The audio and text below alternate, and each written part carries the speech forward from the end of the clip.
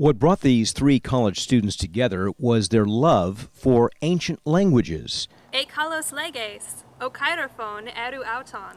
Ti eromai. Their advanced knowledge of Greek and Latin came as a result of a lot of hard work in the classics at UC Davis.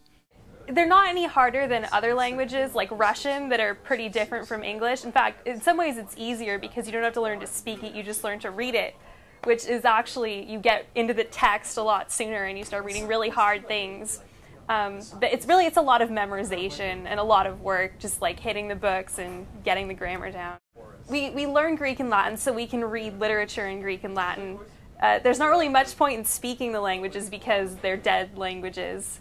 A few people speak Latin as sort of like an affectation. It's like a really elitist, cool thing to do. But mostly people learn Latin so they can read the Aeneid and really appreciate Virgil's poetry in the original language. It's so exciting to read a language that no one has spoken for 2,000 years. It's amazing. These undergraduate students became so proficient that they won 4 out of 6 national exams in translating Latin and Greek.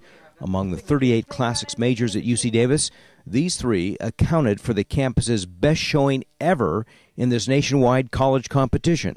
Hard work with dictionaries and learning a lot of complicated forms and grammar and things like that. So basically it's hard work, and you need to have a good command of English, I think, in order to be able to translate well. They're important for the traditional reasons that it helps you a great deal with English. Sometimes our students include graduate students in English, and after they've done Latin 1, they say learn more about English grammar from their first quarter of Latin than they did many years of English, and that's because, well, English, they don't really emphasize grammar, and you have to emphasize grammar to learn an ancient language. The students say that success comes from developing native wit and, above all, perseverance. But telling your parents you want to major in the classics sometimes raises eyebrows. Classics can help you in many fields, I think, because it really enhances your critical thinking skills and enables you to do better in any area where you need to use your mind. What in the world do you do with a classics major? Well, the obvious thing is teaching. That's always an option. But a lot of people also end up going to law school and doing things that you wouldn't think that classics majors would do.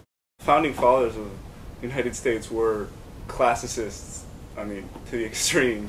They were in love with the classics, and Rome, Greece, even Carthage, those were like their examples, their ideals that they were trying to emulate. The official name of the major is Classical Civilizations, and it's a lot more than just learning about language.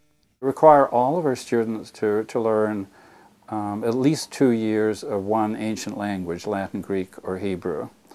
And those that want to go on in classics must do 2 languages, and they must do Latin and Greek. Trail says students who major in the classics are enriched in often unexpected ways.